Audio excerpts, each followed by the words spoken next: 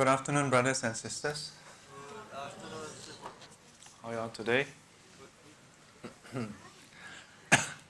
Have you all had your lunch? Yes, How was lunch? very good. Very good. Did you all like your lunch? Yes. Did you all choose your own lunch? Oh, You didn't choose your own lunch. So how did you end up eating your lunch? home cook. Huh? Home cook. Home cooked. So, But it's good though. but it's good. Except for lunch at home. Lunch at home with, if you are not cooking, then you don't have a choice. Yeah. But when we go out to eat, we get to choose. So since we get to choose, do you choose what you like? Yes. Usually. But if you are short of time, then what do? As Singaporeans, we do the next best. We choose the one with the shorter queue. Then between two that has short queue, you choose the one that you like better. Yeah. Where possible, you choose the one you like. If not, then you choose the one with the shorter queue. The shortest queue is vegetarian. The shortest queue is usually vegetarian. Yeah. Yeah. That's usually the case. Very good choice. Yes. So sometimes we accidentally become vegetarian. So the same goes for many other things, yeah, that we have, we possess, and so on. Yeah, it's about our own choices. Yeah.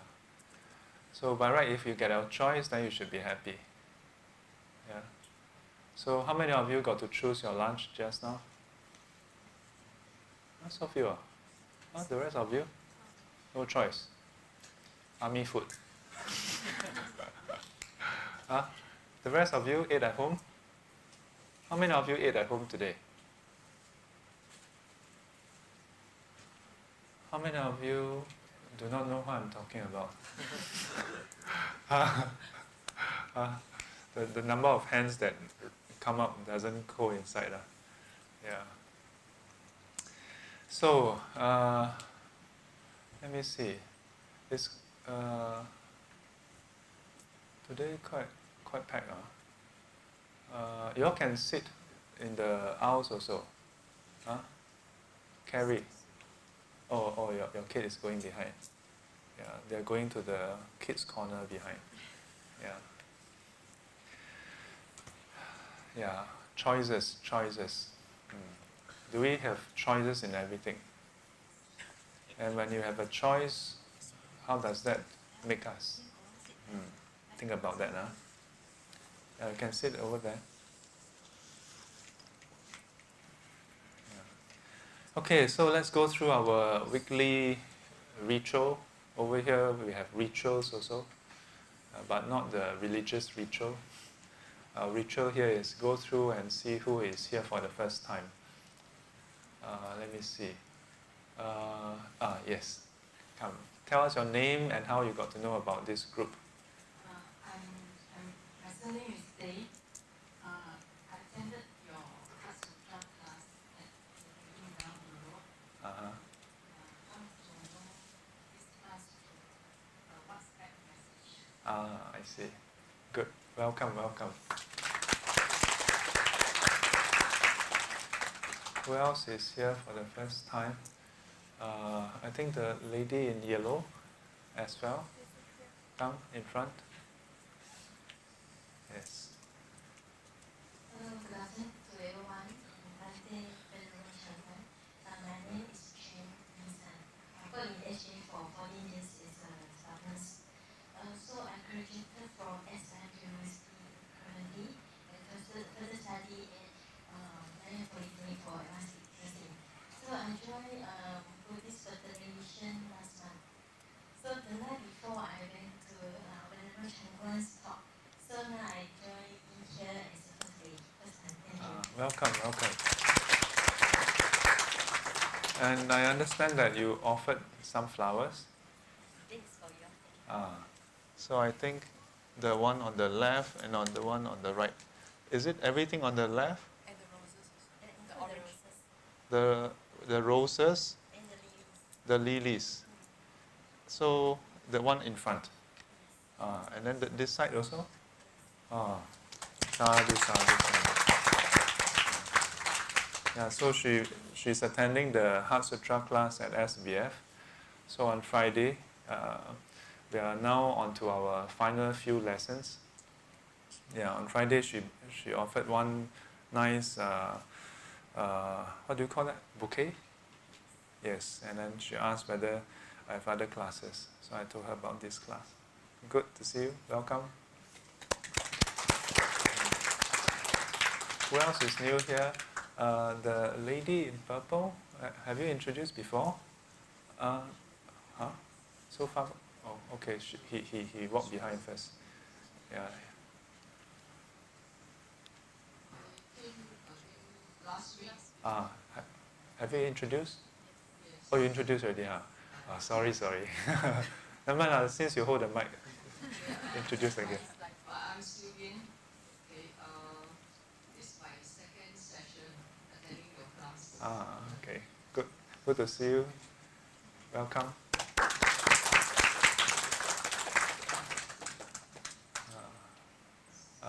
Then the lady behind. Amitabha. Come take a seat. How about the lady behind?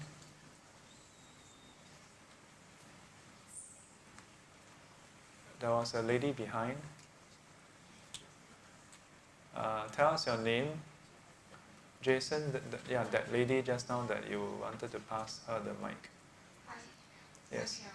It's my first time attending the session.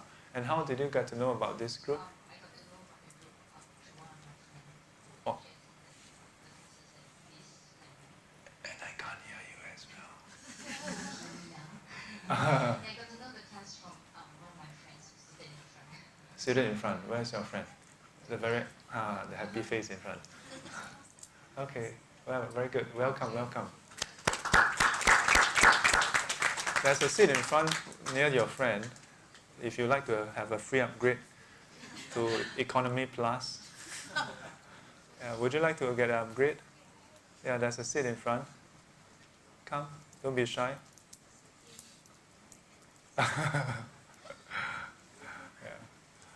So on to the right side. Who has introduced before? Have you introduced before? Never. Yeah, and you know what she was doing?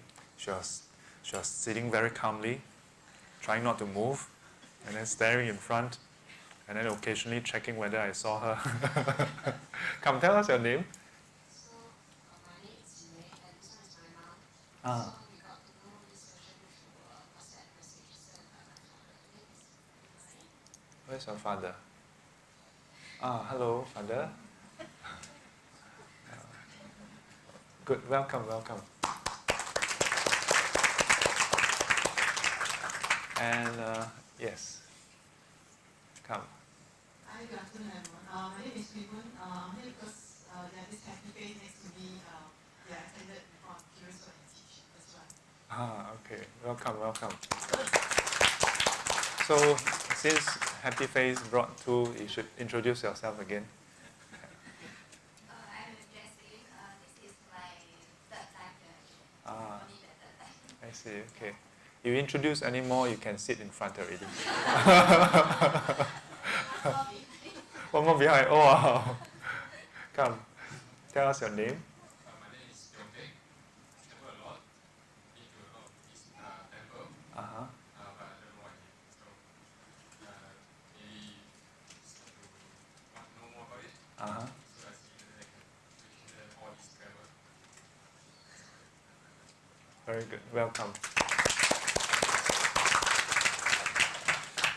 Yes, I think when you say you travel a lot, do you mean like around Singapore or outside of Singapore? Outside Singapore. And you go to a lot of temples when you travel? Yes, mostly in the mountains. In the mountains? Janskar, Ladakh. The what? Indian Janska. Oh, Ladakh. Okay. Bhutan, Tibet. Uh-huh. So visit many of it, even in China. So, but just visiting. Ah, okay. Maybe, Did you go to Pangong Lake in Ladakh? no, I've been to Texas. Texan. How about the Mahabodhi Meditation Center? Not really. No. But most of them are deep inside the village. We do trekking. So, Ah, so very, very remote places. I see. Taksang. Taksang? Okay. Very good.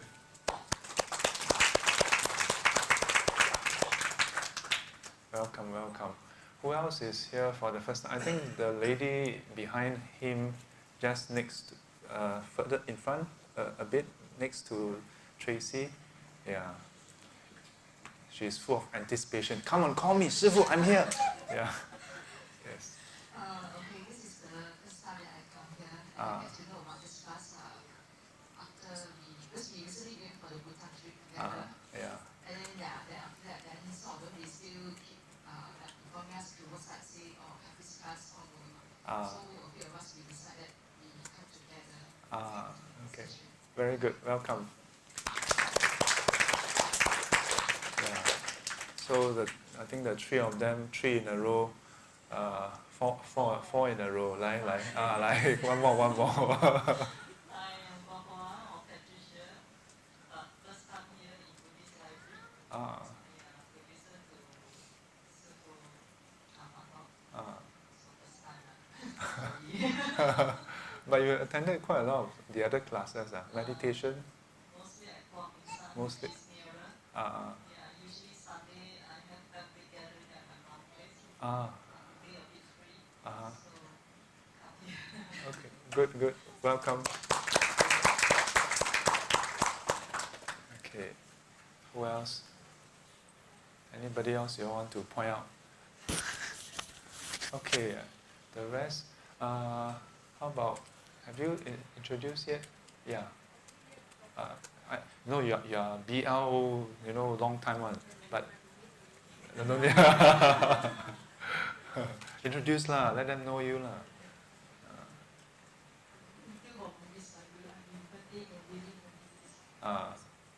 And tell them your name. Wugyu. Okay, very good.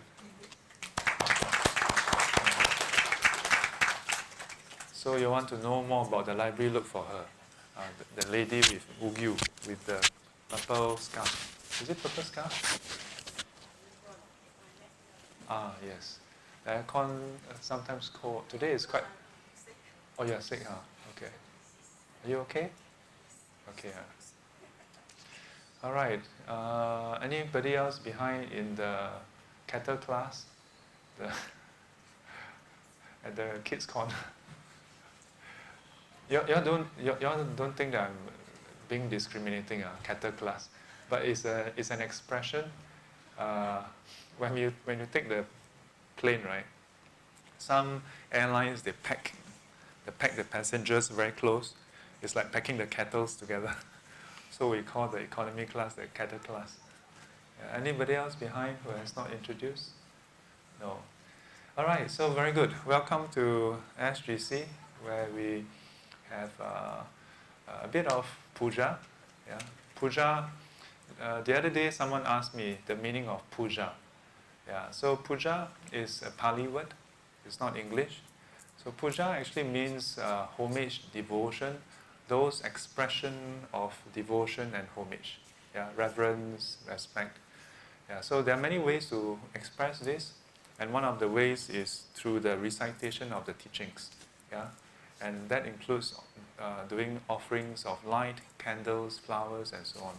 Yeah? Usually seen as a devotional practice. In all the different lineages in Buddhism, pujas are being done, but sometimes called different names. So we have short puja, and early on, you would have joined in the recitation of Namo Tassa, the homage to the Buddha, then the Tisarana, the refuge, triple refuge in the Buddha, Dharma, and the Sangha. We'll probably share a bit of that next week. Yeah. Someone also asked in the Heart Sutra chat group, what does it mean by taking refuge? So next week I will share on that. Then after that we recited Pancha Sila. Yeah, Pancha is 5. Sila usually translated as precepts. But Sila has another meaning. Sila actually means behavior. Yeah, so the 5 behaviors. How come? What do you mean by 5 behaviors? So in the Buddhist tradition, Sila, referring to behavior, is actually covering our bodily and verbal actions. Yeah. So of all the different kind of bodily and verbal behaviors, there are certain behaviors that we should avoid. Yeah. If we want to have peace in our mind, if we want to have true happiness, and if we want to develop an environment that is conducive for others to have happiness also. So earlier we may recite the 5 precepts or Pancha Sila. If you think in this way, then you realize, oh, okay, kind of makes sense. The first behavior is to train ourselves to abstain from killing. By doing that, then we give others peace of mind. We give others safety. We give others fearlessness. Yeah. And the second one was to abstain from stealing. The third, abstain from sexual misconduct. The fourth, to abstain from lying. The first 4 is fundamentally about harming others. And the fifth, to abstain from alcohol and intoxicants. And again, the past few days, somebody asked me also. Yeah. First thing, the person was like, 师父, so after taking 5 precepts, can I still eat meat? Do I have to be a full vegetarian? Can I be like, vegetarian sometimes? Right, 1st and the 15th. Yeah, so actually the first precept is not about being a vegetarian. Yeah, but minimally, we should not eat live food. Yeah, because live food means the animal was alive. Then because of your dietary need, then you order, then the fish die, the frog die, the crocodile. Anybody eat crocodile? Xiao Ming and Xiao Qiang swimming, swim. Then because you go to the restaurant, 老板来那条 then 小明小华 swim then 三去小华 gone then 小明小华等一下我们去小华呢小华 gone. Yeah.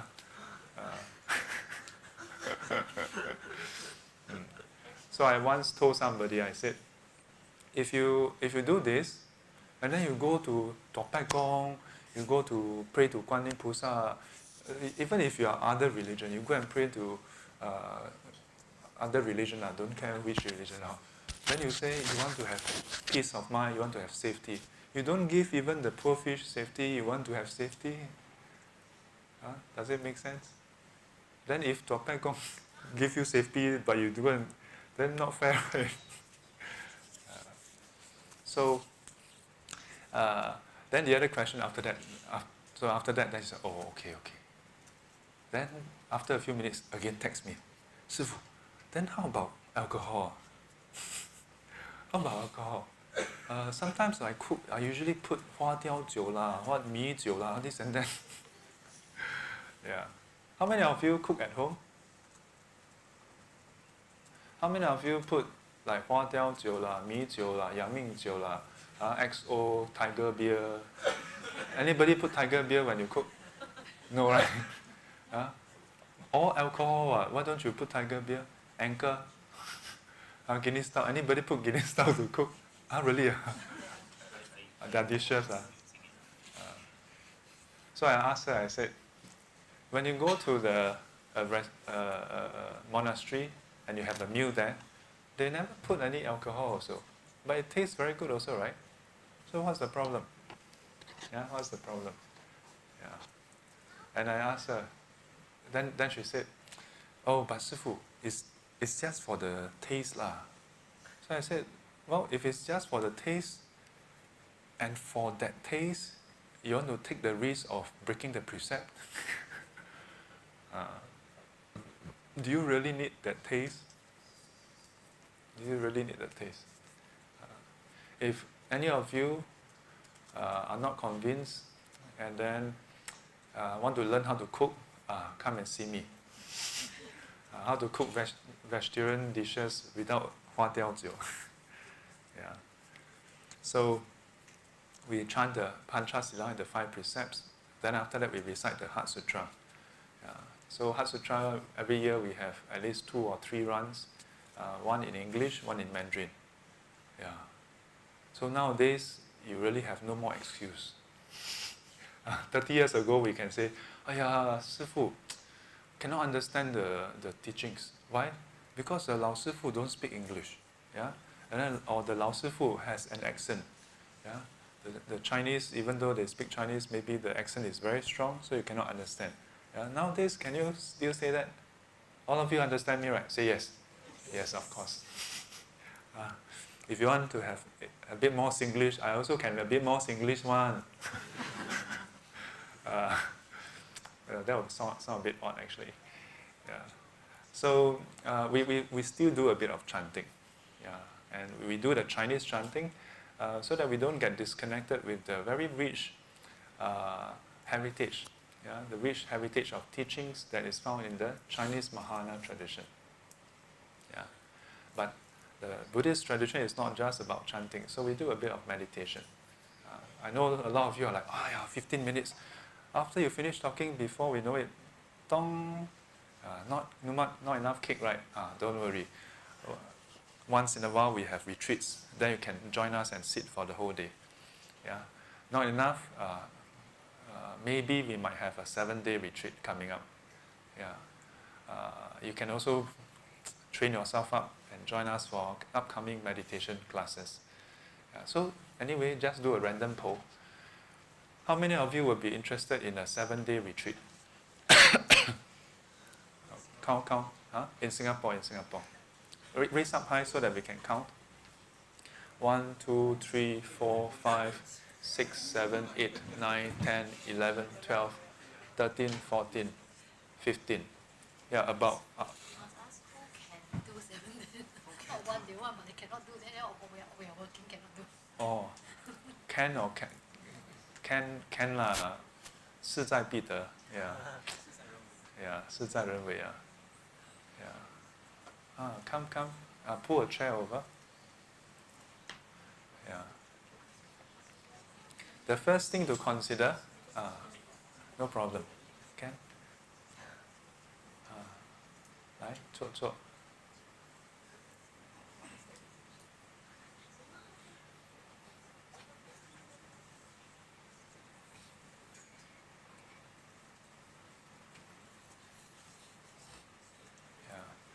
I asked whether who will be interested, because interest is the first most important thing. If you don't have interest, but you can take leave, so what?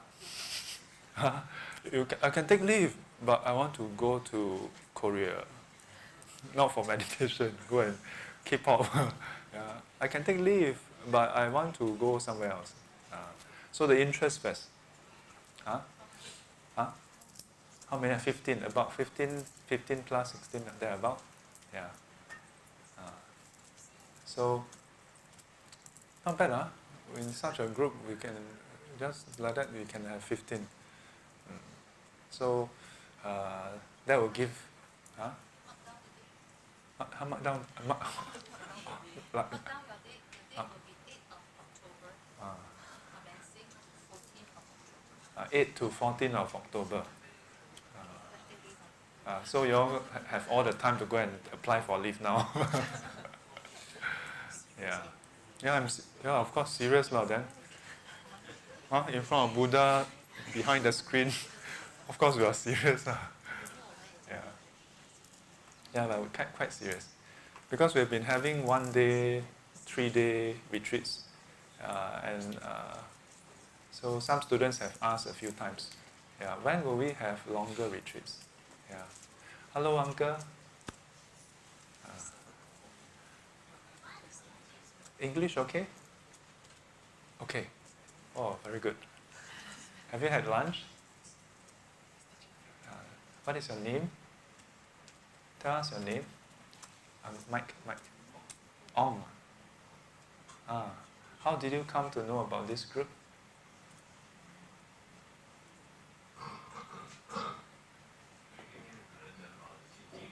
Oh, Xing Jing. Ah, are you attending the Xing Jing? Sorry?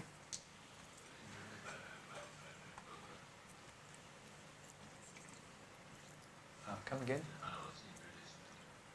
Come again? Oh, your daughter. Oh, okay. Is that your daughter? Where's your daughter? Ah, okay. I see. Welcome, welcome.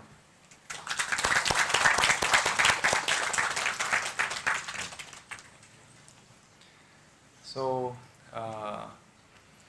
then after so I was describing what SGC is. Then after that we have Dhamma sharing. Yeah.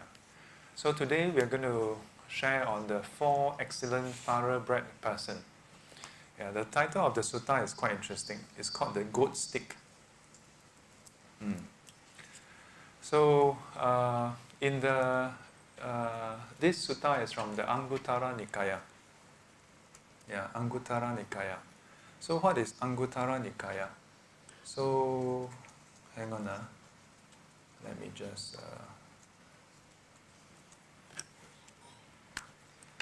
just do some writing first. So Anguttara Nikaya. What is today's date? Third of June. Wow. 4月不留人了。Already June. Yeah. So a few more weeks and then we have used up half the year. So Anguttara Nikaya.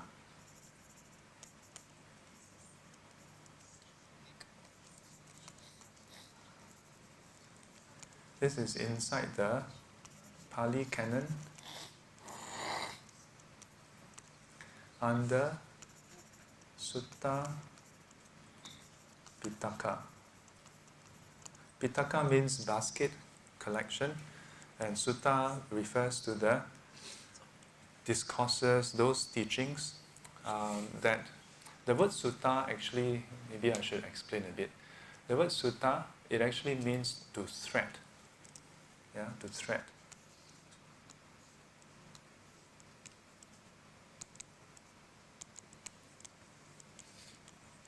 The word sutta literally means to thread. So if you take a few pieces of leaves or cloth, you put them together, they come apart easily. Now if you put them together and you take a string and thread them together, then they stick together. Yeah, not easily taken apart. So this word was used to describe all those teachings, the words that is spoken by the Buddha, the enlightened ones, the Arahants. Those words that are spoken that can, if heard and then reflected and practiced accordingly, can bring our body, speech and mind closer and closer and closer to that of an enlightened one. Like if your friend give you some advice, and if your friend is a very good cook, and your friend advises you how to cook, and if you follow the instructions to the letter, then you can become a better and better cook. But if your friend never cooked before and then tell you, I think it's like that, I think it's like this, then you believe and you try. Then will you become a better cook? No. You will become more like him or her also, but not a better cook. So those words spoken by the Buddha, by the enlightened ones, those words that can bring us closer and closer towards that of an enlightened one, this series of texts and words and teachings are given this term sutta. Yeah. So generally in the Buddhist context, it refers to the discourses given by the Buddha. So in the Pali Canon there's Sutta Pitaka. Then in the Sutta Pitaka there are various collections.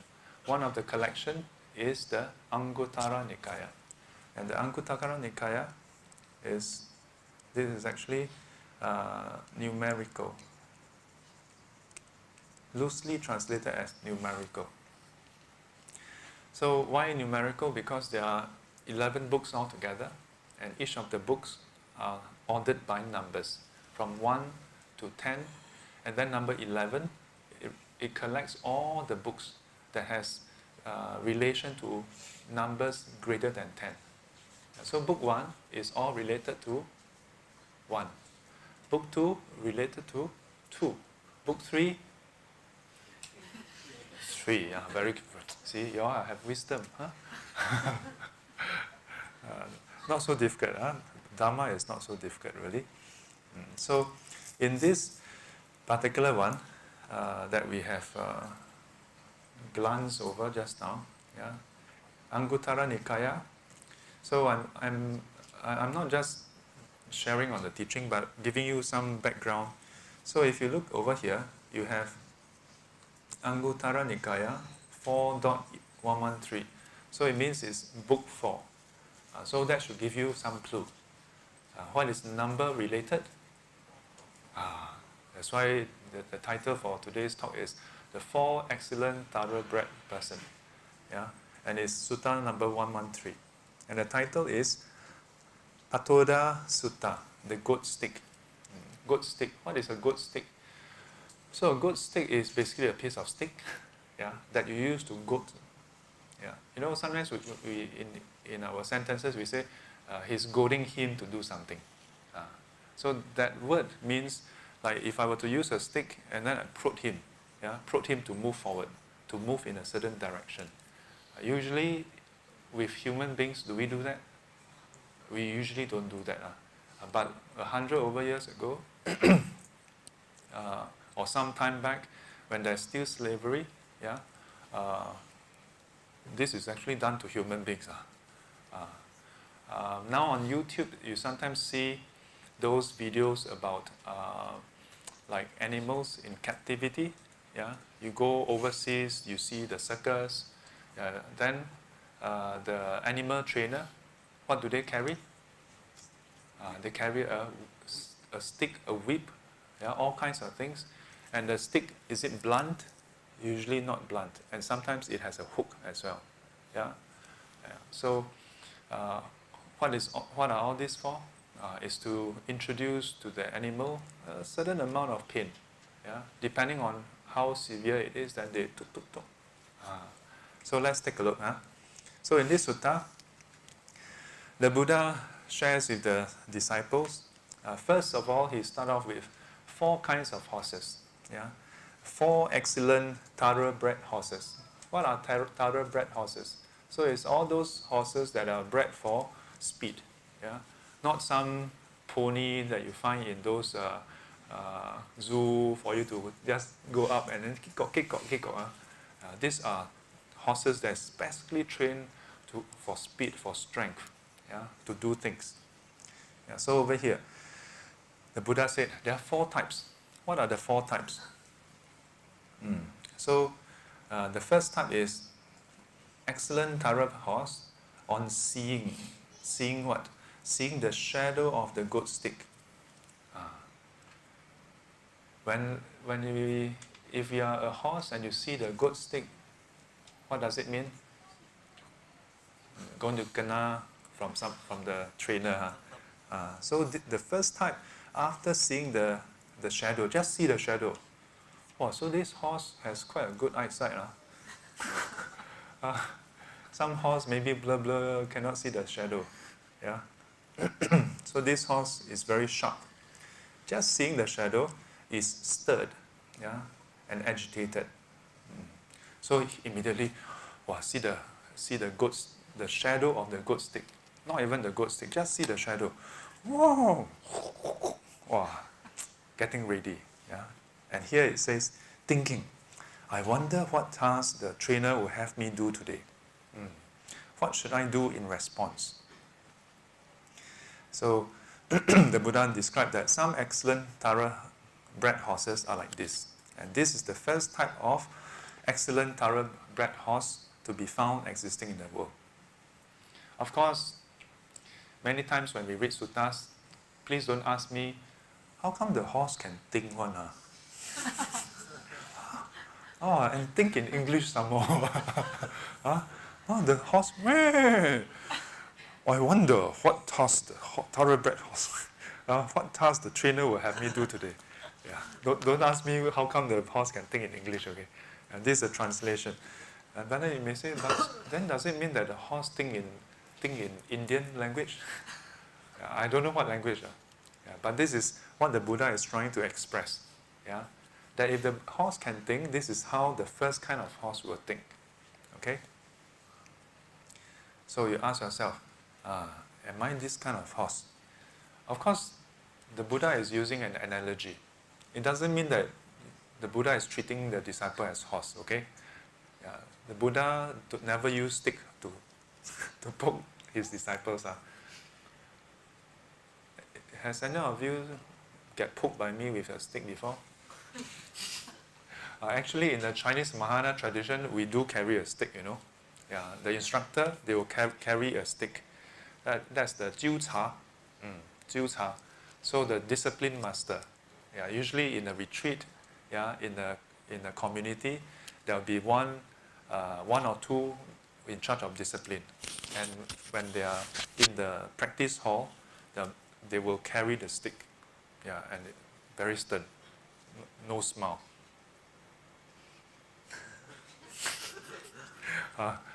But we don't use this to anyhow whack people.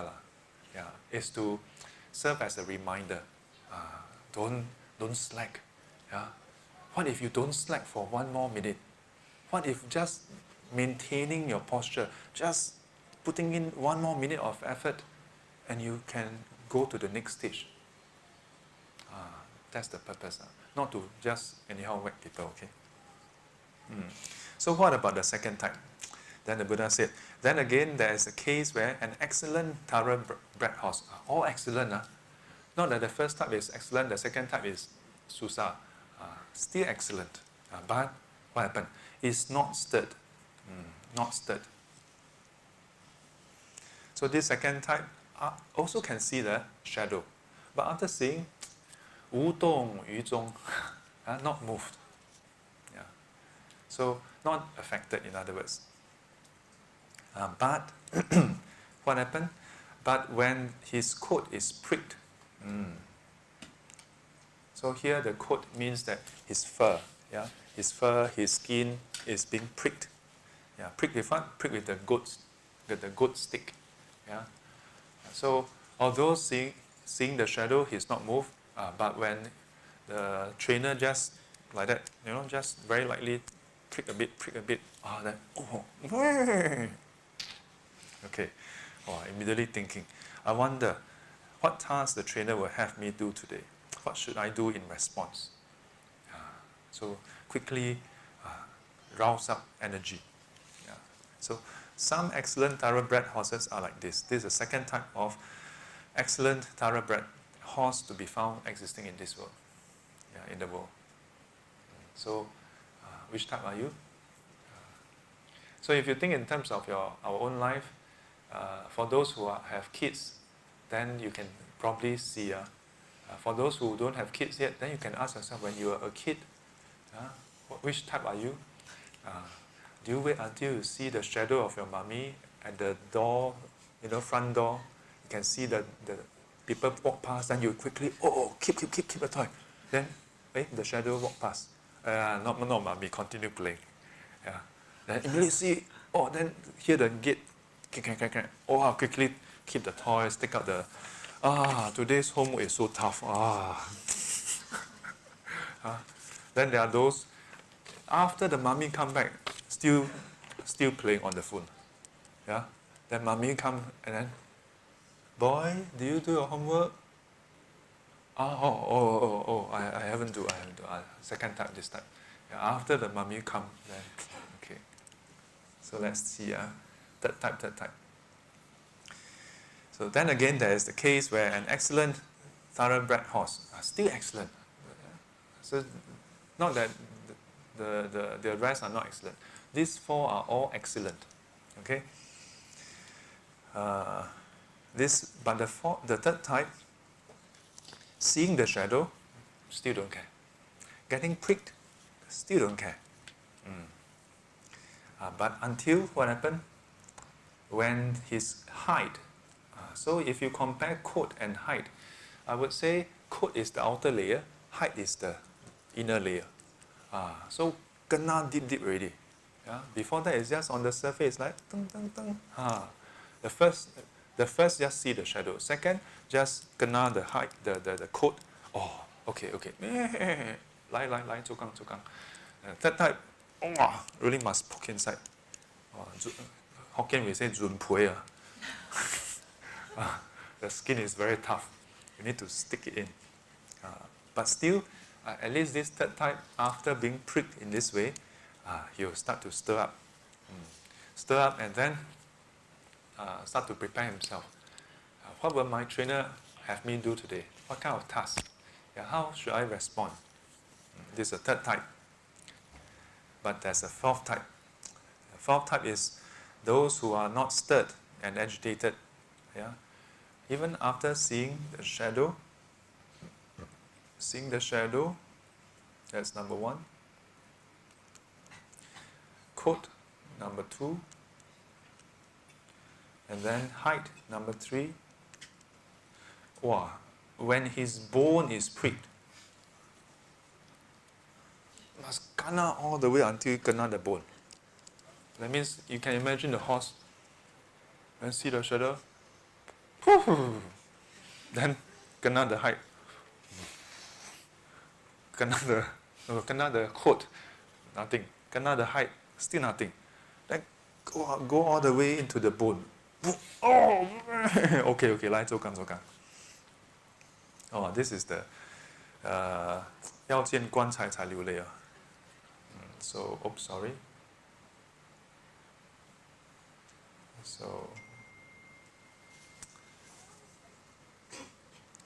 So this fourth type, only after the pain has gone all the way in, then will he do anything. So all four will still do something. Not that they won't do, but it's that they need different degrees of encouragement. So in correlating to these four, then the Buddha said that there are likewise four excellent thoroughbred person. So this one is the example the Buddha gave is slightly more. So the Buddha said, there's a case where a certain excellent thoroughbred person hears. So also excellent thoroughbred person.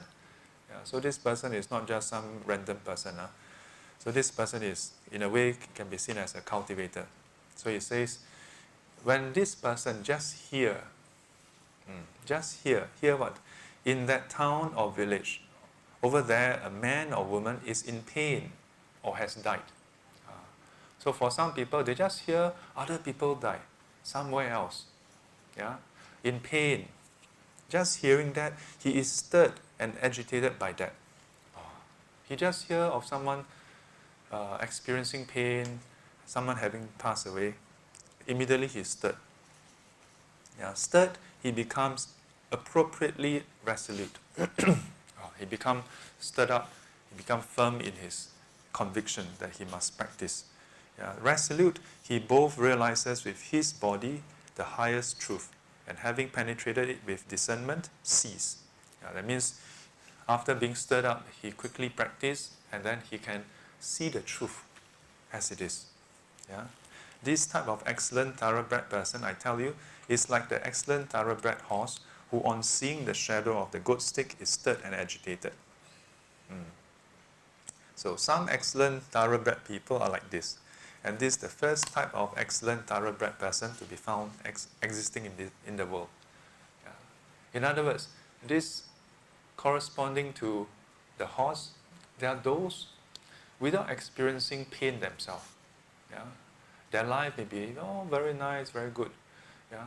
They are of course still alive.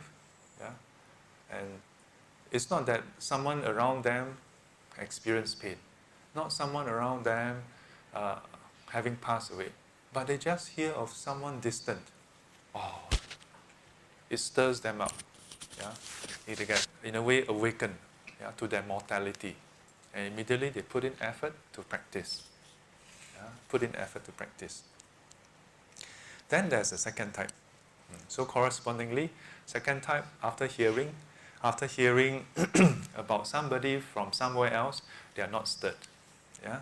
But instead, when he see a man or a woman in pain or dead, this second person, he need to see for himself. Have to see for himself. Have you all seen someone in pain before? Of course we have seen before. Huh? Have you seen someone dead before? Actually, you must know, seeing someone die versus seeing someone dead is different. Huh? If you have ever have a person pass away in your family, yeah, and you would have gone to the coffin, then you would have seen someone dead. Yeah, different people respond differently. Yeah, sometimes it is too strong. We cannot accept it, and sometimes as a result, we just block it out. We don't want to face it. Sometimes it's like that. It's not that we don't have wisdom. It's not that we are not a cultivator or what. But sometimes it's just too strong that you just, okay, I cannot deal with it. Yeah. So different people respond differently. Yeah. So this second case, this second person, when the person see someone in pain, man or woman, see someone dead, man or woman, that has the impact. Immediately he gets stirred up. Yeah. This person gets stirred up and then practice.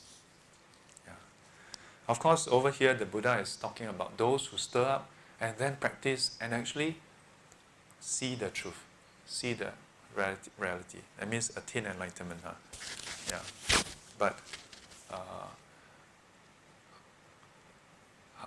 how many of us see and then practice and then attain enlightenment? But to me, even if you don't immediately attain enlightenment, you can consider yourself as, okay, which category are you? Whenever we hear news, yeah, like recently in the Gaza Strip, yeah, there is the conflict between Israel and Palestinian. Yeah, there was the shooting, killing, and then in US there's like every other week there's some killing. Yeah, when you see it, how do you feel? I think for most people, it touches us. Yeah, it touches us. At the very least, I think most of us would feel compassion. Yeah, we feel sorry for for the suffering they are going through. Yeah, but beyond that, we should consider. Yeah, while we are not in that state, this very life we have, yeah, it has its finiteness. No matter what age we are at, can we live for another 100 years? Can we live for another 200 years?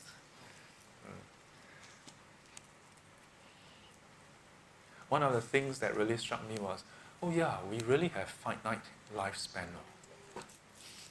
Yeah, in one of the teaching back in US, my teacher shared about karmic fruits. Yeah, that karmic seeds, they remain dormant until it ripens. And when it ripens, it produces a fruit. But that fruit is finite. Why? Because the effort we put in is finite. At that point in time, I was like, finite. Okay. And in Buddhism, we usually reference this to highlight that, heavenly realm is finite. Yeah, because in most religion, not any particular religion, but most religion, the afterlife, heaven is eternal. But in Buddhism, no, it's not eternal. Yeah? In Buddhism, what the Buddha observed is, no, it is for a very long time. For all intents and purposes, almost like eternal. Yeah? I mean, think about it. If you can live 500 years, How about 1,000 years? How about 2,000 years? 5,000 years? How about 10,000 years? After a while, it doesn't matter anymore. Yeah, it's like if you earn 1,000 versus 1,005, make a difference. If you earn 10,000 versus 10,500, what's the difference? Of course, there are some people, difference. Yeah. But you realize that this principle applies not just for heavenly realms, but for human realms as well. And especially more so for us. Because when you realize that our lifespan is really quite finite. Like imagine if every year you can go for 1 or 2 tours. And then you ask yourself, how many more years are you going to live? If you're in your 40s, statistically speaking, you have 40 more years to go. And then you don't want to wait until you are 70 plus, then you go for a tour. So you say cut off around 60 plus. So you have 20 more plus years, Effectively, you can go to 20 plus more places. Quite crazy, yeah. But these are real implications, whether you want to face it or not. That's why sometimes when people hear about the Buddha's teaching, we tend to feel like, very pessimistic. And some people try to make it more optimistic. But repeatedly, I always highlight, no, the Buddha's teaching is not pessimistic. And it's not meant to be optimistic as well, because it is realistic. This is the way it is. Yeah, this is the way it is. So, we have the third type. The third type. So second type, after seeing someone who passed away, immediately they are stirred. How about the third type? For the third type, seeing someone in another village, that means unrelated, pass away, no effect. Seeing someone in front of them, still not. But when he sees one of his own blood relatives, in pain or dead. In other words, over here is still unrelated, but in person. Yeah. The other one is just here. Second one is you see. Third one, you see someone and that person is related to you. Your family, immediate family members, your relatives and so on. Or when you see them in pain or they pass away, it affects us. So for this third group, when we are affected in this way, then we may practice and then we can attain enlightenment.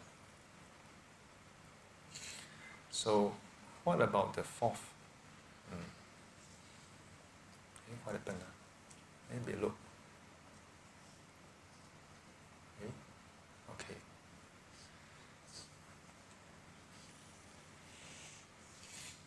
So the last case. The last case is when he hear about someone from another village, no effect.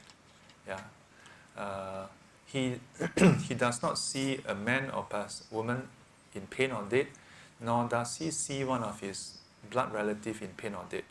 But he himself is touched. So only when he's touched by bodily feelings that are painful, fierce, sharp, racking, repellent, disagreeable, the Buddha really spare no life-threatening. Only when he himself kena xiong-xiong, then this person becomes stirred. This person becomes roused up in, I must practice. So I think later before you all go off, I must go around and poke you all.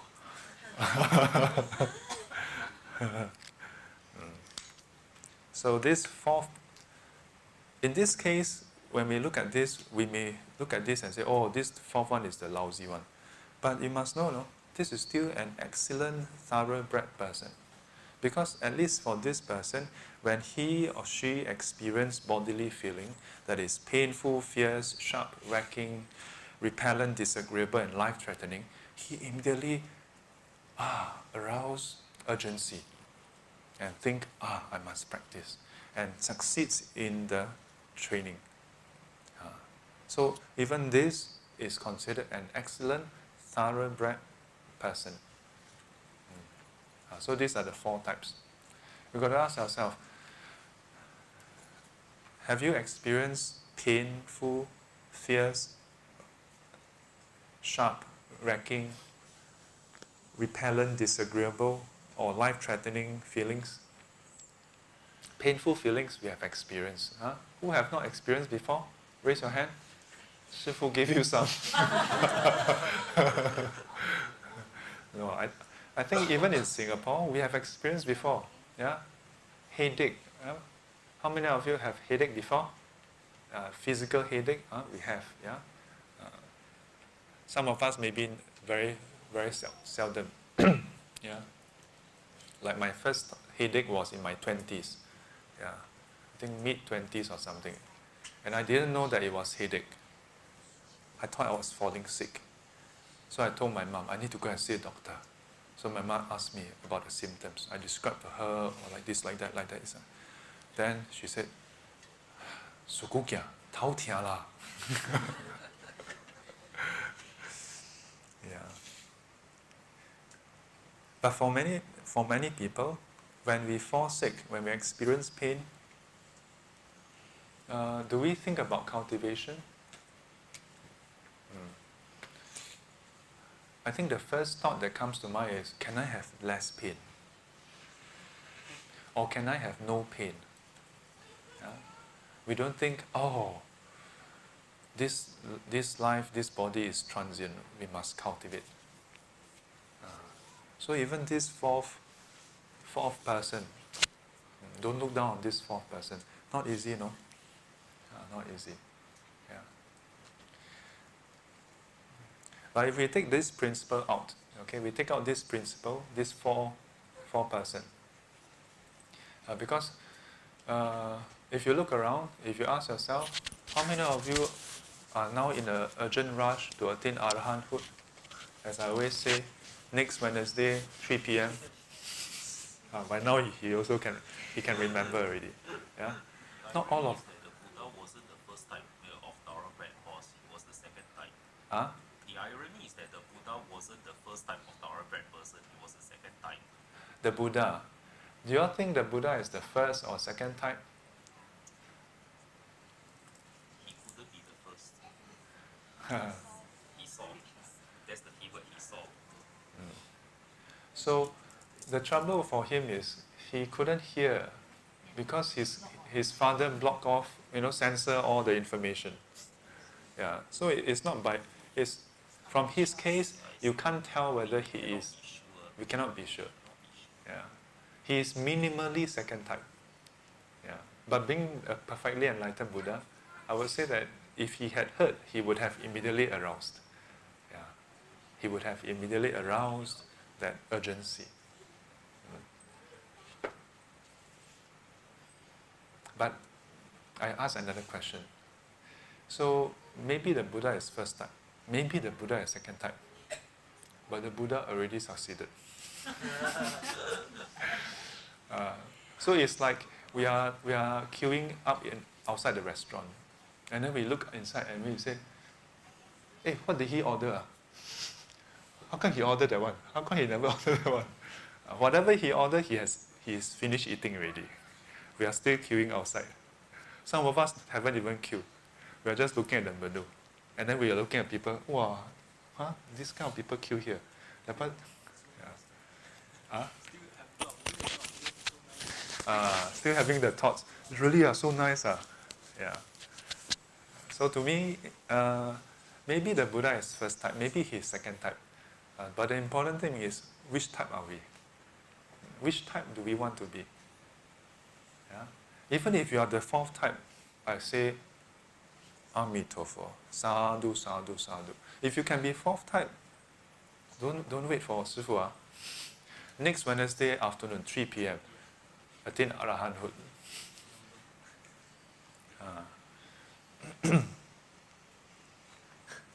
But as I mentioned earlier, if we take this principle, yeah, apart from cultivation, in our day-to-day work, day-to-day life, day-to-day interaction with others, yeah, because not all of us are considering life and death cultivation so immediately, yeah, especially if you're considering like if you have kids, like we have some lovely children behind, yeah, then you go and tell the children, how? Are you hungry? Hungry. Why are you not cultivating yet? You experience hunger, right? Huh? That wouldn't make sense, isn't it? Yeah. So, in a way, when we look at this sutta, there are a few suttas that are similar. We should understand that different people have different affinity and different inclination. Yeah. So some kids, you just appear and they will know what they have to do. Some kids, you still need to remind them, then they will do. Some kids, after reminding them, they will still not do. You need to sit down with them to do. Some kids, you sit down with them, then they still stare at you, don't do. Then what must you do? Then you must show them the stick. Yeah, you must maybe have to show them the stick. Yeah. And similarly for work, yeah. If you are a team manager, yeah, or team lead or something, then you should know that there are different kind of team members, yeah, different staff. Some staff, yeah, you just assign the duties, they will follow up. Yeah, they don't need you to chase them. They will finish, and when they finish, they will update you. There are some staff, you chase them, then they will go and do. Yeah, but they will still do it. There are some stuff, you chase them, then they say cannot do. Then you ask them, why cannot do? Oh, I don't know how to do. Then why did you tell me? Last time I used to do this, last time I used to ask, why don't you? Now I realize that, but some people are at that stage. Yeah. No point getting upset, no point, trying to figure out why. If they're at that stage, then you have to, in a way, guide them in that way. Yeah. Ideally, your staff, you just assign them tasks, they will just do it. Yeah. But that's ideal lah. Yeah, that's ideal ma. If they are not, then how? Yeah, how? Like there was a mother who told me that her son, she's very upset with her son. She wants to throw away all the assessment book. Wow, are you happy? If your mother wants to throw away all assessment book, are you happy? Say yes. He's a bit confused, like, is that a trick question? So what happened? The mother bought a lot of assessment book for the son. And then sit down with the son, then get him to do, and after that, just leave it to him to do. 1 month later, check. After doing a few pages, he just stopped for the whole month. Wow, if it happens to you, will you be upset? Oh, upset, huh?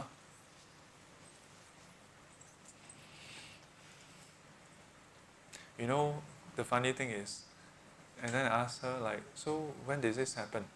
School holiday, lor. Like, huh? School, what? School holidays. Yeah. School holidays, a stack of assessment book that is not from the school, She bought extra for the son. School holidays. So I've told many parents, I said, do you know why it's called school holidays or not? You know holiday? I said, if your boss always asks you to do work during your off day, will you be happy? You'll not be happy, right? So why are you making your son do assessment book during holidays? Number one. Number two, how old is your son again? P1 leh. Yeah. Oh, P1. Of course, I know some of you may be like, P1, why? What's the problem? You see, P1, how can you expect a P1 on his own to choose to do assessment during holidays? If your son, let me just put it out there, okay? For those who have kids and for those who are going to have kids, if your son at P1, even P6, during school holidays, on his own, decide to do assessment instead of play, you should be concerned. You should come and see me soon. There's something a bit wrong. So you know what I told the mother? I looked at her and I said, your son is in P1. Yeah. You expect your son to decide on his own to study. Say, you're not P1 already leh. Then I'm like, do you know when Shifu finally decide that I must study? Uni year 2 eh. I finally sort out myself that, oh yeah, I really have to study. If I don't study, I might fail. That I have to study. Before that was just happen to study and happen to, and I'm being honest, I'm not just saying this to placate her or to psycho her or to psycho you. For me, it's really the case, Year 2 uni. Only up to year 2 uni. And if not for the fact that I failed 2 subjects, I would not have thought that I need to study, I mean, when I say I don't need to study, it means that don't need to study so hard. Yeah. But after that first semester, year 2, wow, I really like this text, Before that, can I think year 1 quite okay. Yeah, expectations. Nothing wrong with having expectations. Yeah. Part of this teaching, the angle the Buddha was highlighting to the disciples was, the focus was about highlighting to the disciples which type of person you are. But then if you look at it from the other angle, if you are the mother, father, if you are the teacher, if you are an employer, or if you are the child, the different roles in these scenarios, what kind of expectations should we have? To know that there are people of different nature, different affinity, different character. You cannot expect everybody to be the first thoroughbred. See someone fail immediately, study. Some people like me, I must fail myself. Then But you must also realize the Buddha highlighted this for. These are the excellent thoroughbred. No? There are those that is not excellent one. How about those who are not excellent? 死到临头还 yeah. There are those who kena already still, then how? So think about it. Because if we have expectation that is not in line with reality, in Buddhism, many people, after learning the Dharma, then we end up thinking, Shifu, I know, very simple.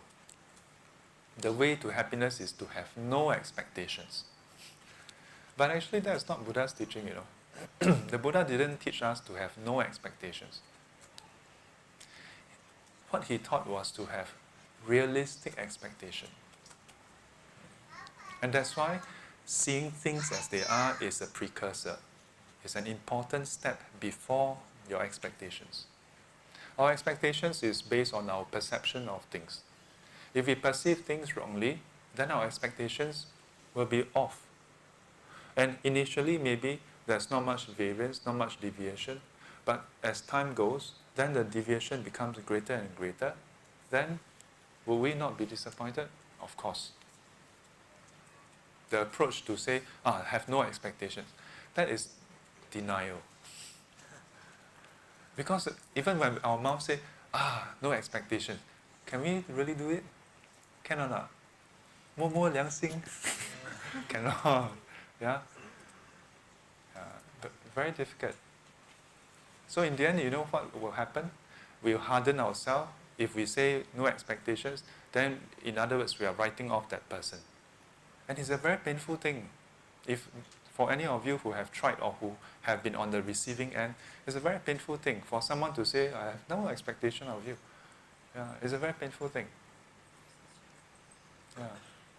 Don't believe you go and talk to your son, whoever have son or daughter, tell them, I have no more expectation of you. But maybe if your child may respond differently. Oh, yeah! Party, party. Yeah. But when one day they wake up and then they ask themselves, hey, wait a minute, why? Oh. And likewise for those who tell themselves, I no longer have expectations. It's actually a painful thing. It means you have given up. Yeah, it means you have given up. Doesn't feel good to give up. Yeah. But sometimes you have to know when to stop. Yeah. Having realistic expectations doesn't mean giving up. It means you know, well, current condition is like that. You cannot expect anything more. Okay, that's all I have for today. Any questions, any thoughts? Yes. Okay, you're mentioning that expectations, right? Mm. Person who gave up is very good. Is it like, in that case, For the sake of everybody, please use the mic. my question was, you mentioned. You need to switch it on. Press and hold.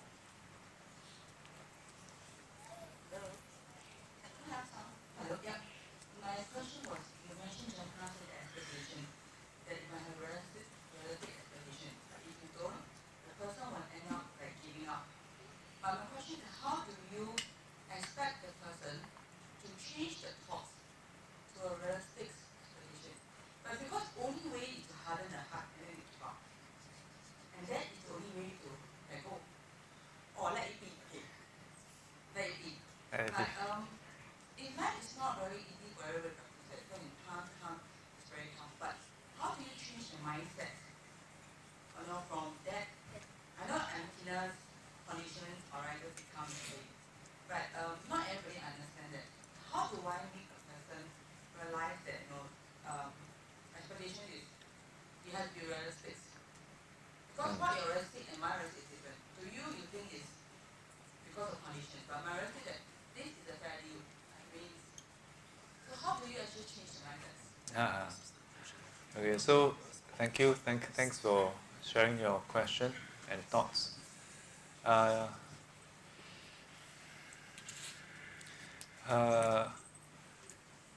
question, how to change the person's expectation? That is like asking Sifu to give you a magic wand and then just go, oh, money payment won't change. Yeah. Unfortunately, we cannot directly change people.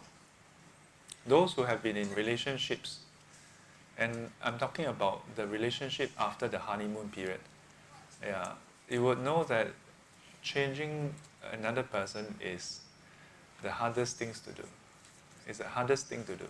Harder than changing ourselves. Yeah. Does it mean that people cannot change? Unfortunately, sometimes they change. So why do they change? When do they change? They change when there are conditions.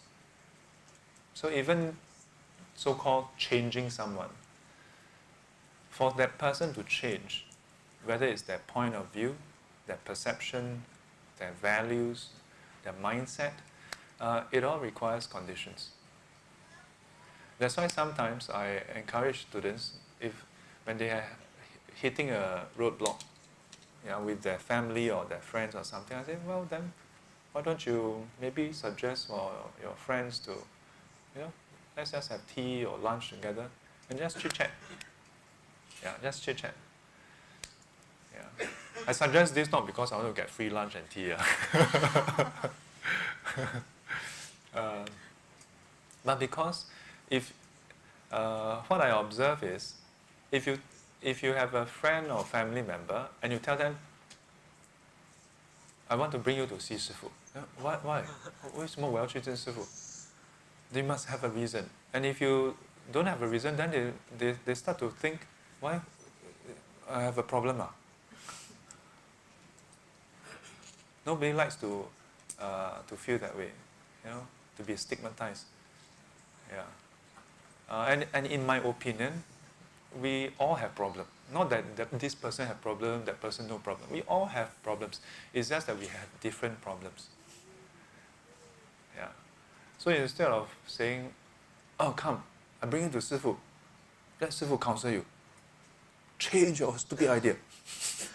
Of course, if we say that, then most likely you can forget about it. Then you say, hey, recently I attended this Heart Sutra class. Hey, and the 师傅, very wise leh. And very humorous also. And so humble. I never say handsome, he say. Hey, I'm going to have lunch with him. You want to come along? No? Singaporean one, no. Speak English. Speak Mandarin also. A bit of Japanese. And sometimes throw in French. Yeah. Some students, when I suggest this, then they're like, no, 师傅, cannot. What cannot? My husband now, won't want one. You asked already? No lah, 师傅, cannot one. Have you tried? No. Then what? Why don't you just try? Really? But he won't want one. Yeah, exactly how you know. And of all the times I ask people to try, yeah, are there cases where people don't want? Yes, but it's a minority. I would say 80 to 90% of the time, they come back with a surprise like, hey, 师傅, I just asked, and then you say, yeah, okay. So we never know. But I'm not the panacea for all the solution. Yeah. So sometimes I tell them, maybe you bring your family or your friend to this temple, to that temple. Just go and pray first, lor. Because some people, they are not ready to talk also. Some people, they have more confidence in Buddha than 师傅. It's okay lah, whatever helps them. So, number one, have realistic expectations. Number two, before we want to change people, I actually tell people this. Before you want to change them, make friends with them first. Now this may seem ironic because I always tell parents, don't be friends with your kids. When I say make friends with them, it means to show interest in them. There are a few students who in the past told me that, the Dharma is very good, the teaching is very wonderful. They want to bring their parents, they want to share with their parents the teachings, but the parents don't want to listen. Then I ask them, are you on talking terms with your parent, your father? No. You're not on talking terms with your father, and then you expect your father to listen to you when you want to share Dharma? It's impossible. It's impossible. So before you even want to change their mind, or to share teachings, or to convince them of anything, be their friend first. And when I say be their friend, it doesn't mean that you change your relationship. Please don't do that. But it means to show interest in what they are doing. Yeah. To genuinely be interested in them. And when you are genuinely interested in them, they can feel the difference. Because nothing speaks more about trust than when you really have interest in them. When you really have interest in them, then they're more likely to be interested in you also. And when you advise them or you share with them your viewpoint, they're more likely to think that you have their interest at heart. Why? Because at least you know their interest, ma. That's one of the challenges with parent-child relationship and child-parent relationship. Yeah. And no fault of any parties, Yeah, and no fault. Because currently most parents are working. Yeah.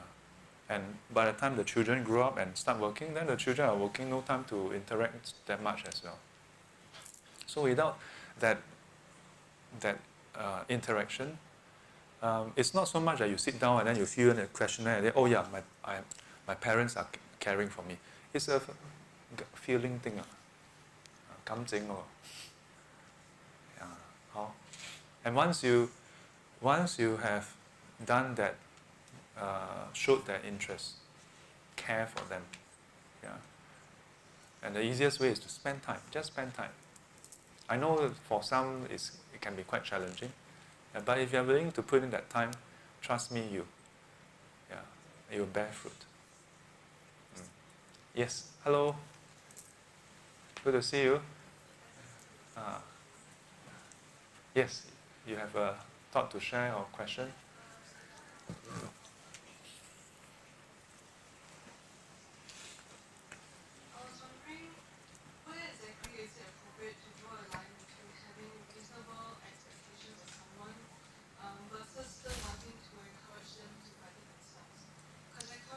Encouraging them to better themselves in one way or another. Because I currently have friends or family who currently, for example, my friend is failing a lot of courses. Sometimes it's not her fault, but when I give her advice, she also don't follow. And then she come back to me, ask me to tutor her lah. So every time we're a little bit ask you to what? Like I have to help her work through all the problems. Oh. And I wonder where is it appropriate to have reasonable expectation and to encourage someone to do better in certain areas. Because obviously if you care for someone, you don't want them to, even if they may inherently be the fourth type of person, I think everybody in this room kind of don't want their relatives to be that kind of person. Because you don't want someone to have to be in pain to recognize that something is wrong. If you can prevent it before that happens, then all the better. All the better, right? Yes. So, it's one thing to want something, yeah. It's another thing to be ready to do what it takes to achieve that. Yeah. So oftentimes these two is not in line. Yeah. For many people, it's not completely in line, and the want is usually ahead of the effort. Yeah.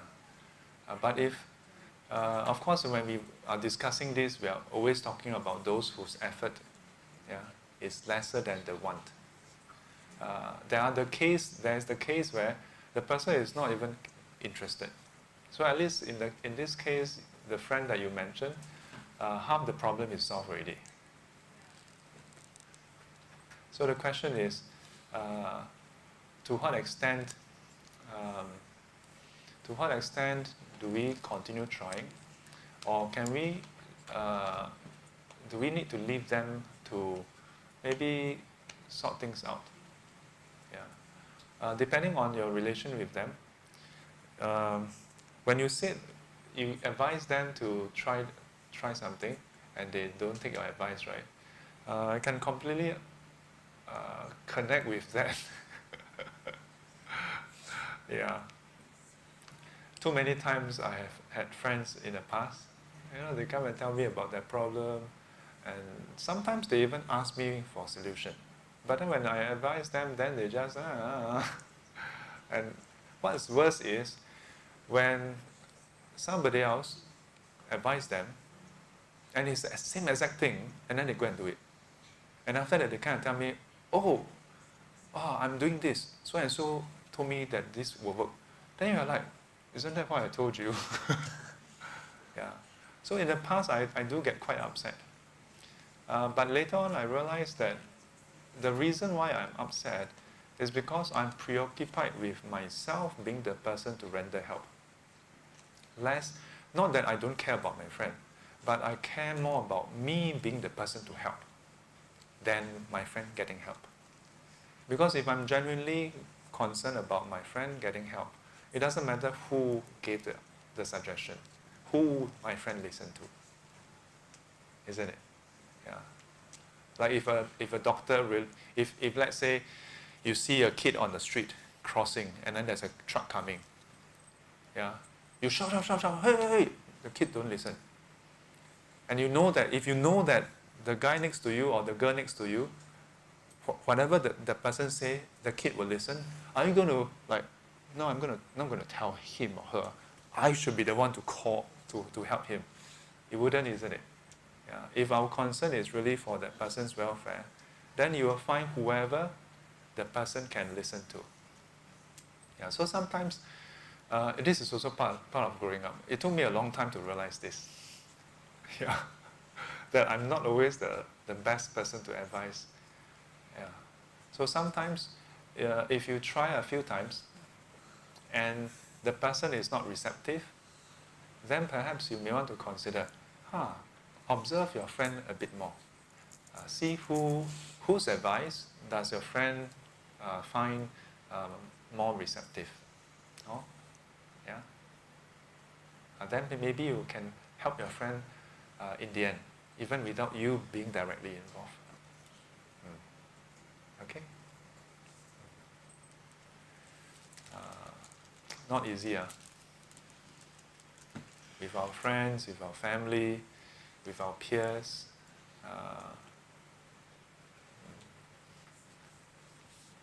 That's why there are so many teachings on our mindset.